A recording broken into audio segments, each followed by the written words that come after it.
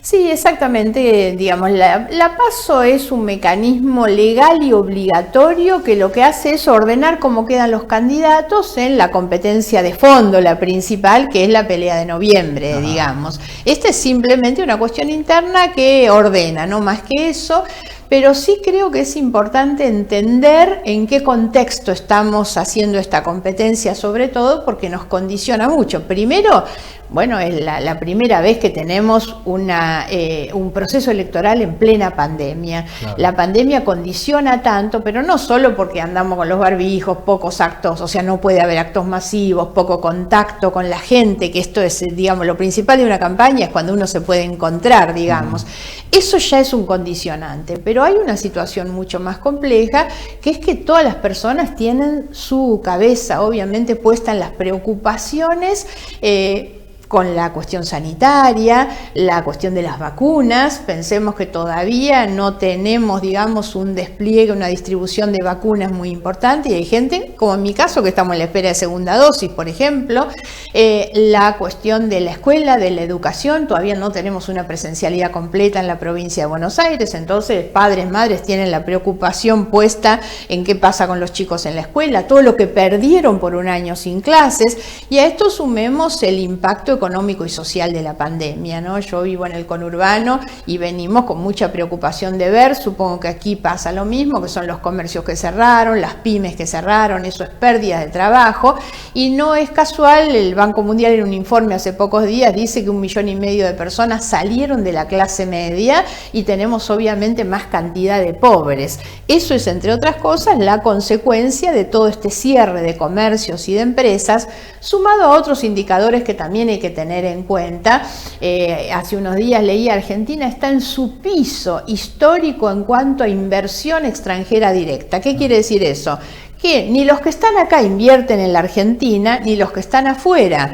Eso es porque la Argentina tiene como país una baja previsibilidad, no es un país confiable para el inversor, y esas son las cosas que nos están condicionando. Entonces, es una campaña electoral muy atípica, la gente con otra preocupación, y a esto agrego también una baja credibilidad en la política. Entonces, si hay un desafío que tenemos que hacer, es reconstruir credibilidad, confiabilidad, demostrar que la política es una herramienta para mejorarle la vida a las personas y no la vida de los políticos.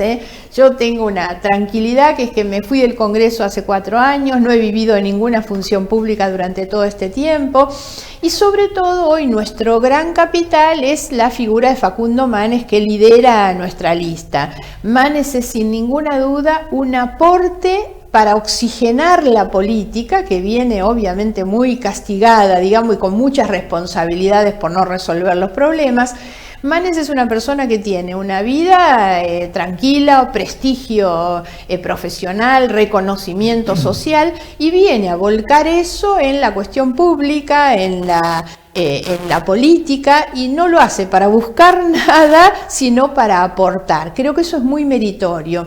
Simboliza además al ciudadano común, al que la está pasando mal. Manes tiene esa capacidad de construir la empatía, que es ponerse en los zapatos del otro para entender qué es lo que está pasando, y los políticos no pueden perder de vista eso. Creo que llevamos muchos años en los que la gente percibe como que la política tiene una agenda que no coincide con la agenda de los ciudadanos. Bueno, Manes hoy me parece que lleva la agenda de la política mucho más a lo que vive cada persona en su vida cotidiana: la salud, las vacunas, la educación, el trabajo, el comercio. Y creo que eso es un poco lo que nos motiva. En mi caso, por supuesto, es lo que me ha motivado a integrar esta lista acompañando a Facundo. Y ese gen, digo, por hacer un paralelismo con el partido, gen de la UCR, que también te queda, ¿no? Claro, bueno, para nosotros también, primero creo que es importante destacar que Facundo Manes no es un personajote de la televisión que va a parar una lista. Es alguien... Aunque Margarita, yo veo en los medios nacionales como que también lo están presentando así, como un personaje que apareció con frases hechas y demás, ¿Qué mirada tenés de eso? Porque sí, a ver, creo también... que cuando una persona con el reconocimiento social que Facundo tiene, una carrera tan importante como la que tiene, decide contribuir en la política e involucrarse, dar el paso que es nuestra lista, digamos, hay que tratar de no hacerle zancadilla, de no poner palos en la rueda, y yo creo que al contrario hay que abrir el espacio. Si algo tiene que hacer la política es dejar de ser sectaria, abrirse y aceptar mucho más a toda esta gente que viene con un sentido de bien, sobre todo, ¿no? Es muy importante para la política recuperar confiabilidad, ejemplaridad, ¿eh? La Argentina ha perdido hace mucho tiempo la ejemplaridad, que es lo que ordena la convivencia social. Y esto lo traslado sin duda a uno de los episodios para mí más escandalosos de los últimos tiempos. Yo he escuchado relatos desgarradores de familiares que no pudieron despedir al papá, a la mamá que moría por el COVID, no pudieron participar del nacimiento de un nieto, la falta de vínculos sociales, humanos durante toda la pandemia, y saber que en la casa del presidente de la Nación se festejaban los cumpleaños, entraba la peluquera, la colorista, el personal trainer, el entrenador del perro. Sinceramente, eso es el gran problema de la Argentina. Si no hay ejemplaridad, una de las cosas que nosotros venimos planteando es que la Argentina tiene que tener un proyecto cultural, además de político y social. ¿Qué es un proyecto cultural? Es que tiene que haber una nueva mayoría que ponga en valor el esfuerzo, la perseverancia, el trabajo y también ese sentido de igualdad ante la ley. Si hay una ley, la ley nos trata a todos como iguales y todos estamos como iguales obligados a cumplir con las leyes. ¿Por qué hay algunos privilegiados que se pueden colar en la fila de las vacunas y darse las vacunas cuando hay gente que murió esperando su vacuna, o pueden festejar los cumpleaños cuando el resto de los argentinos no pueden? Entonces, esa idea de ejemplaridad tenemos que recuperarla para que los ciudadanos y las ciudadanas puedan volver a creer, ¿no? Más allá de las descripciones que ya todos sabemos, ¿qué propuestas hay? Es muy interesante eso, que es la posibilidad de discutir en la cosa concreta. Manes aporta mucha calidad y contenido a un debate que venía siendo muy pobre. El debate en la Argentina era quién tiene la culpa, la herencia que me dejó, descalificar uno al otro. Nosotros discutimos centralmente el papel de la educación y el puente entre la educación y el trabajo. Manes habla mucho de la inversión en la ciencia, sobre todo ciencia, la innovación tecnológica relacionada con nuestras capacidades productivas para un modelo de desarrollo. Yo veo cada vez que salgo en estos lugares de qué manera el campo ha incorporado innovación tecnológica de manera muy clara con inversión privada, para lo cual hace falta también el Estado. Y también lo que nosotros planteamos y lo simbolizamos en la figura de Manes es que hay que recuperar esa idea del ascenso social ascendente. ¿Qué es esto? Poner en valor la educación y el trabajo, que es el niño que nace en un hogar de clase media, y el esfuerzo de los padres. ¿Qué es lo que sueña un padre? Que el hijo pueda progresar, llegar más lejos de lo que ellos llegaron.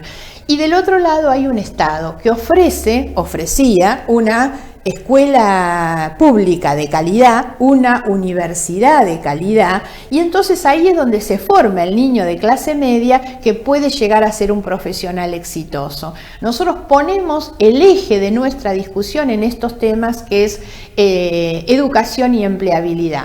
En mi caso concreto, porque tenemos una lista muy diversa con quienes se especializan en la educación, en la salud, en lo territorial. La expertise mía son los temas vinculados con justicia, transparencia, derechos humanos, igualdad de género, y yo creo que es imprescindible recuperar para la Argentina, entre otras cosas, una política criminal anticorrupción, la transparencia como atributo de la gestión pública, y estas cosas se hacen modificando algunas normas de las que no tenemos. Bueno, yo llego, digamos, al Congreso con una batería de propuestas destinadas a esto, que es mejorar un sistema de justicia que necesita mejoras y necesita ser reformado, pero no con la reforma que impulsa el gobierno. Nosotros tenemos un gran problema, que es que el kirchnerismo tuvo como estrategia de su gobierno anterior el enriquecimiento, la plata en los bolsillos. En esta gestión, ¿cuál es la estrategia del kirchnerismo en el gobierno? La impunidad de aquellos delitos que cometieron. Entonces impulsan una reforma del sistema de justicia que no es la que necesitamos. La reforma del sistema de justicia que es necesaria tiene que ser para hacer más ágil la justicia, más eficaz, más creíble, y eso se hace con una cantidad de normas, pero asegurando independencia del Poder Judicial, digamos.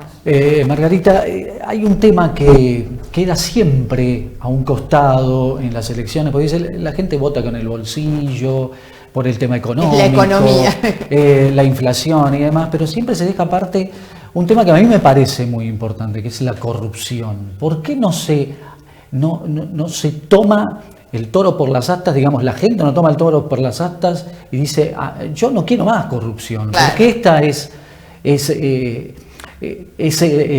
lo que nos lleva a todas estas cuestiones que estamos hablando, sí, y que seguimos como un déjà vu constantemente, ¿no? A mí esto me toca de manera muy directa porque vengo trabajando con estos temas hace muchísimos años y realmente soy una convencida que si no eliminamos la corrupción seguiremos teniendo los problemas de pobreza que tenemos, porque en definitiva en los delitos, siempre frente al delito hay una víctima, en todos los delitos. ¿Quién es la víctima en los delitos de corrupción? La sociedad.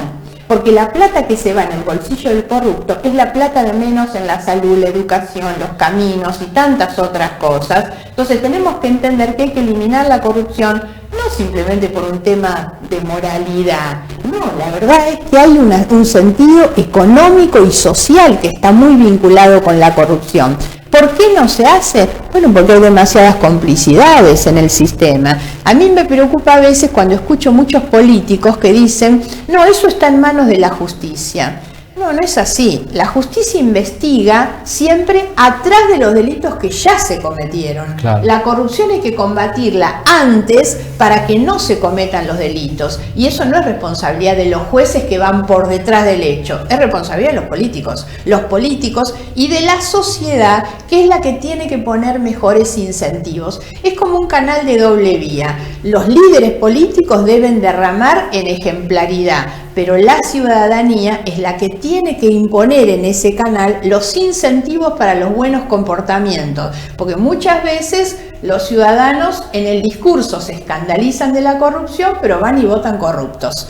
Y en la medida en que los corruptos o los que se enriquecen, digamos, terminan estando en los cargos públicos, no hay incentivo para que el que viene después se porte bien. El incentivo del político es el voto, y si vos decís lo siguen votando exactamente igual, entonces es muy importante que haya un compromiso ciudadano para terminar con la corrupción. Ese es el tema, que haya un compromiso ciudadano. Así es. Margarita, ¿de acuerdo con toda la lista o algunas objeciones? No, ninguna, por supuesto. Primero, yo siempre digo con mucho respeto... No digo por Cariglino, algunos... No, a ver, voy a aclarar ese tema también. Primero, con mucho respeto hacia la otra lista, ¿eh? Nosotros formamos una coalición que es Juntos y la otra lista está liderada por Diego Santilli y la integra gente a la que yo respeto muchísimo y con quienes vamos a terminar integrados después de septiembre. Respecto a los candidatos que están en nuestra lista es muy buena. La lista ha sido convocada por Facundo y por lo tanto yo estoy convencida que todas las personas que están en esta lista están comprometidos con el proyecto de futuro que inspira Facundo. Esto no es una pelea a ver si tenemos un cargo en septiembre o en noviembre.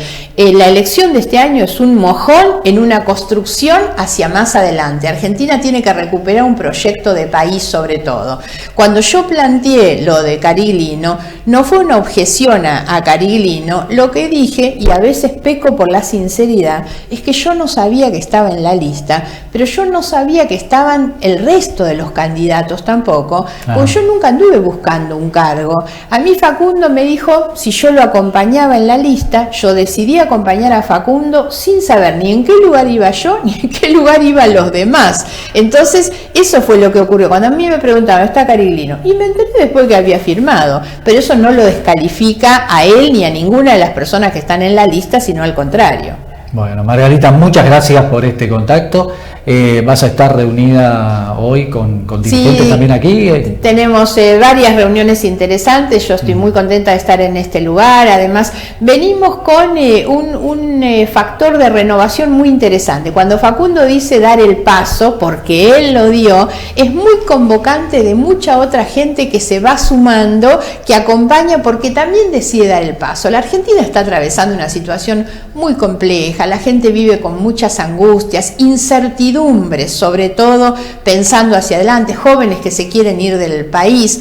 es un momento de dar el paso, es un momento para que muchos que antes estaban en su actividad privada hoy den el paso. Aquí tenemos mucha muy buena gente, gente que viene, como en mi caso, con más trayectorias y gente muy nueva, y creo que eso es realmente muy importante. Y vamos a tener una reunión, una charla con mujeres que proceden también de distintos ámbitos sociales, sobre todo, que siempre es bueno porque recordemos que tenemos listas con paridad, entonces es muy bueno que las mujeres se preparen también para esos lugares de protagonismo.